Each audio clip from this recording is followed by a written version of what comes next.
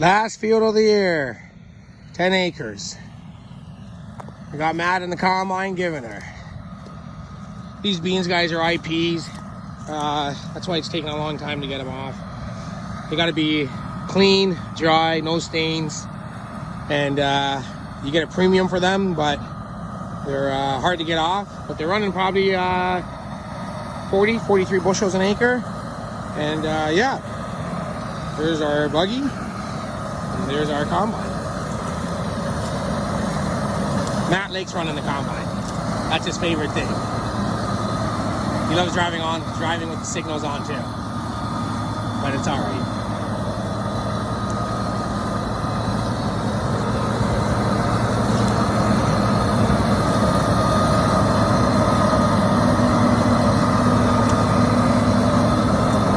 So we're just opening up the field right now.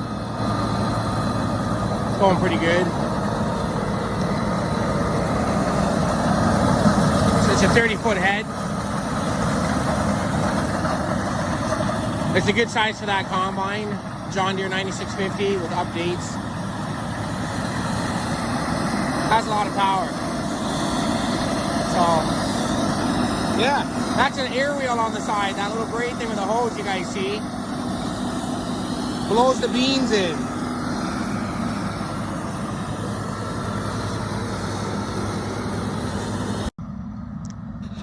Chain here again, guys. Also, what happens a lot when you leave beans to January 16th, they start to fall down. As you can see, you get a lot of beans that fall on the ground like this. It's all right, but as long as the head can pick it up. But that one just pulled out, but it's the name of the game. Over here we got our Kinsey 450 grain buggy. Bought it last year. Pretty good. It's a pretty good machine to have. Like, it's a pretty good buggy to have. You know, I think most farms, if you're doing a lot of traveling, and I think it's just good to keep up with the combine. It keeps the combine moving. Also, when you're taking off with the transport truck to the grain elevator, you know, the guy can keep combining and dumping into this.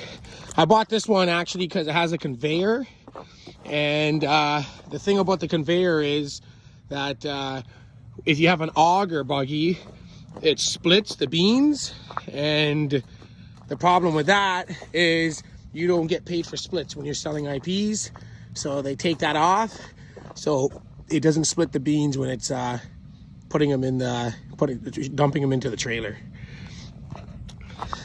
I've had this farm now 5 years. It's a little bit of a mud hole to get into here, to this back piece. That's why I left it to the end, to the last field. I'm on the reservation, First Nations in Ontario. I like it out here. The farms are nice. And yeah, I like farming out here. And then, yeah, it's a nice thing. I like it. Over here we got our new edition tractor, Puma 220. It's 220 horse, comes with a Pro 700 screen, so you can run your GPS through it. It's pretty nice. Leather seats, you know, weight bracket on it. It's pretty nice, I like it. I don't have the screen in right now, guys, because the dealer hasn't put it in yet, but will be for spring 2020. There goes Matt again. Why don't we hop up here?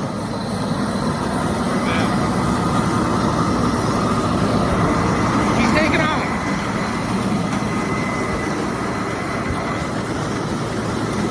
You don't want to fall in there. You'd be screwed.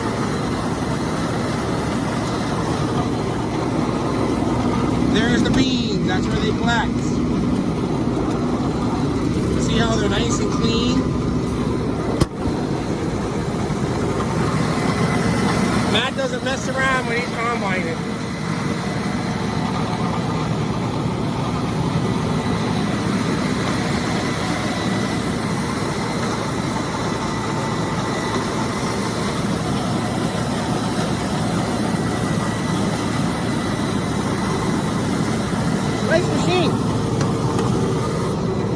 guys. See you later. Hey guys, we're up in the combine now. Combine and beans. This is what it looks like from the view from the cab. Controller.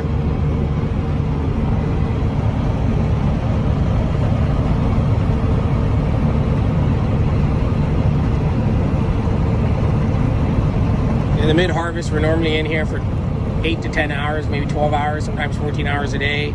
With IPs, you can't combine at night, so we're only in here for 8-10 hours. Most guys that do roundups, they're in here for about 16 hours, 14 hours a day. They go all day. They can go right into the night, doesn't matter. They don't need any staining. It can have high moisture, but with IPs, you gotta have low moisture and they have to be very clean. We're humming around 4.6 miles an hour. This combine needs beans.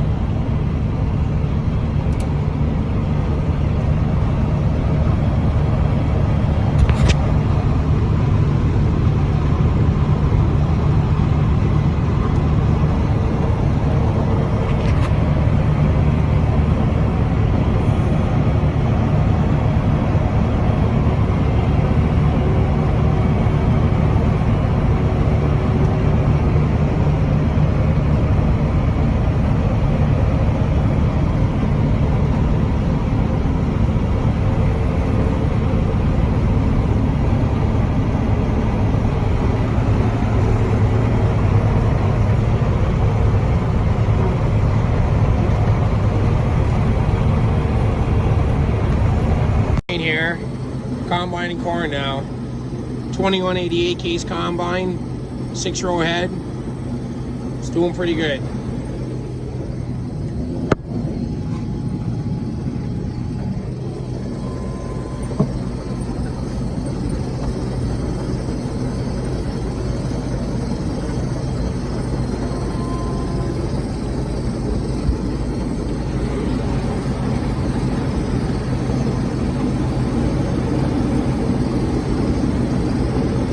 This combine, guys, about 280 horsepower. We're doing about 5 miles an hour.